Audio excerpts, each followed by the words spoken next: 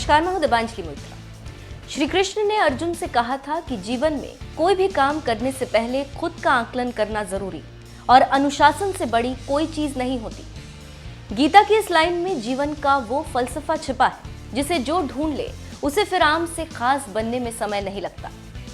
सुमित हो या अवनी या कोई भी दूसरा खिलाड़ी, कृष्ण की इस सीख को उन्होंने वास्तव में जिया।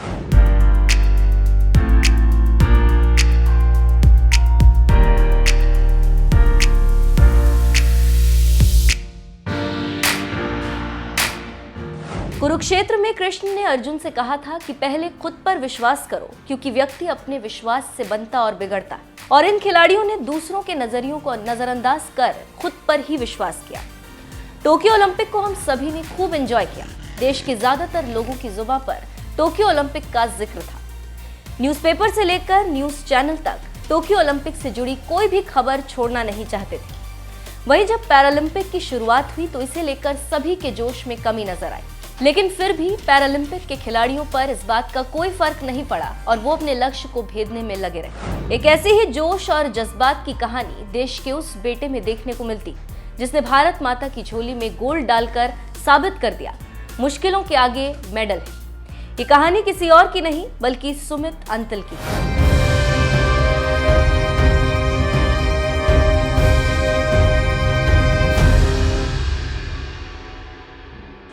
आज देश में ऐसे बहुत लोग हैं जिन्होंने अपने दोनों या फिर एक पैर गंवा दिए या फिर किसी बड़ी दुर्घटना ने उनके जीवन की रफ्तार पर फुल स्टॉप लगा दिया।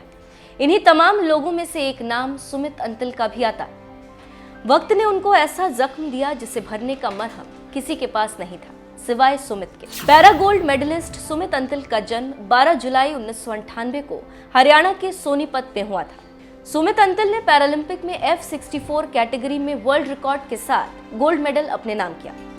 टोक्यो पैरालंपिक के फाइनल में सुमित अंतल ने रिकॉर्ड 68.55 मीटर का थ्रो किया, लेकिन सुमित को गोल्ड मेडलिस्ट का खिताब हासिल करना इतना आसान नहीं था। कहते हैं हरियाणा की मिट्टी में ऐसा जादू है जहां पर ज्यादातर लोग पहलवान ही बनना चाहते हैं। यही वजह है कि सुमित अंतल बचपन से ही पहलवान बनना चाहते थे और पहलवानी सीखने के लिए सुमित अंतल सोनीपत के ही एक अखाड़े में पहलवानी की प्रैक्टिस करते थे। सुमित अंतल भारतीय पहलवान योगेश्वर दत्त को अपनी प्रेरणा मानकर कुश्ती के क्षेत्र में कुछ बड़ा करना चाहते थे, लेकिन शायद वक्त को ये मंजूर नहीं था। सुमित के जीवन में वो काला साया आया जो पलक झपकते ही सब कुछ पलट कर रख दिया। वो साल था 2015। इसी साल सुमित अंतल अपनी बाइक से कहीं जा रहे थे। इसी दौरान एक ट्रैक्टर ने उनकी बाइक को पीछे से टक्कर मार दी। इस हादसे में ट्रैक्टर का एक पहिया सुमित अंतल के बाएं पैर के ऊपर से गुजर गया। ऐसे में उनकी जान बचाने के लिए उनका पैर काटना पड़ा। इस तरह से सुमित अंतल का पहलवान बनने का सपना टूट गया। हालांकि उन्होंने हिम्मत नहीं हारी और खेल के क्षेत्र में ही अपना करियर बनाने का निर्णय लिया। फिर क्या हुआ? सुमित के हौसले और जज्बात ने वो कर दिखाया जिसका अंदाजा किसी ने नहीं लगाया था। फिर देखते ही देखते सुमित ने अपने नाम पर एक के बाद एक खिताब हासिल करना शुरू कर दिया।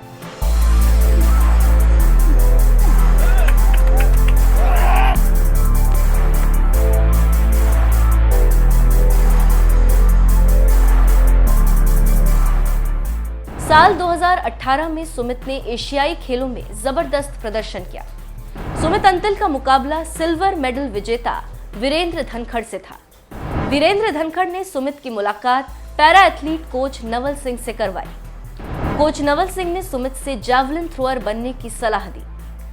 सुमित ने कोच नवल सिंह की बात मान ली। जैवलिन थ्रोअर बनने के लिए सुमित ने काफी मेहनत की। सुमित सुबह 3 बजे उठकर अभ्यास करने लगते थे।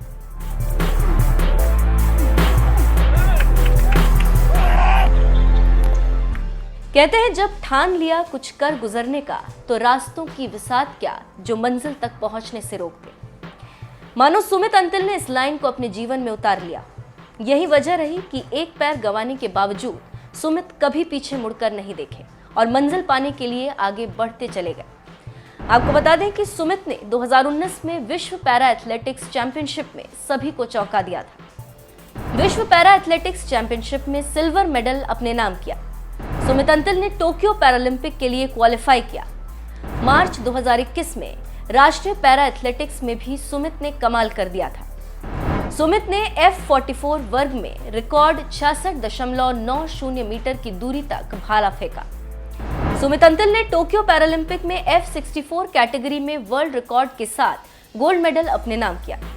सुमित अंतिल ने फाइनल में 68.55 मीटर का थ्रो किया।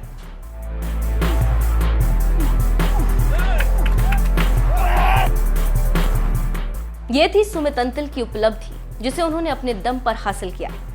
अक्सर लोग सवाल करते हैं कि बांसुरी में कितने छिद्र होते हैं और उनका प्रतीकात्मक अर्थ क्या है। जवाब है 8, और अर्थ ये कि बांसुरी में भले ही कई छिद्र हों, लेकिन इन छिद्रों के बावजूद बांसुरी वादक उस बांसुरी से मधुर संगीत निकालता है।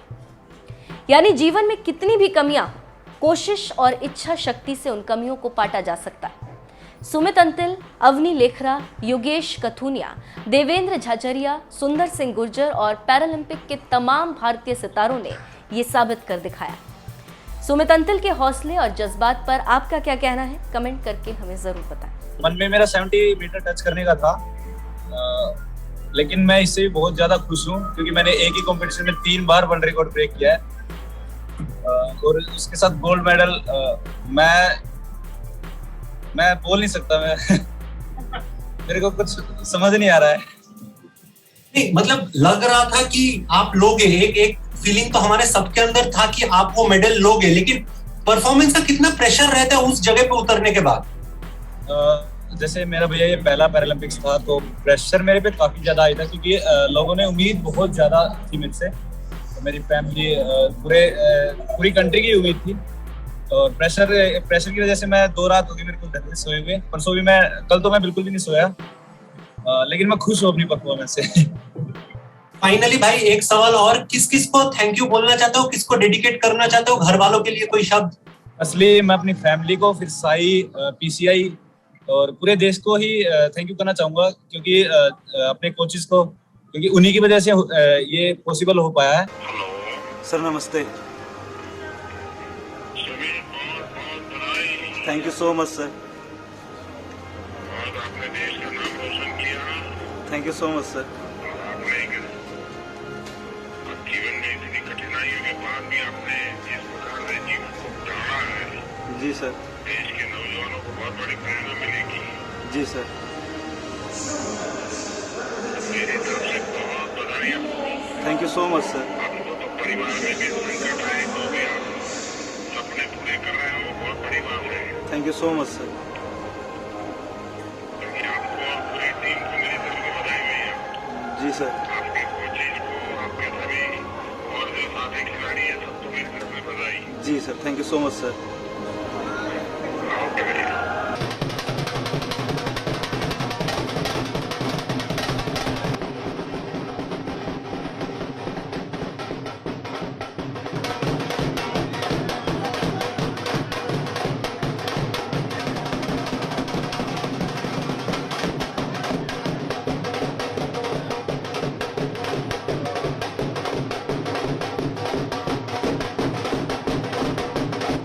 बाला तो ये पहले तो स्कूल में पढ़ता था, तब तो ये डिस्कस थ्रो वाली और कबड्डी खेलता था। फिर उसके बाद इसका 2015 में एक्सीडेंट हो गया था, एक पैर चला गया था इसका। फिर उसके बाद 2 साल तक तो ये इधर उधर हॉस्पिटलों में घुमाया, पुन्ना लेके गई, बेस हॉस्पिटल में रखा। फिर उसके बाद 6-7 महीने बाद ये यहाँ साई में गया था।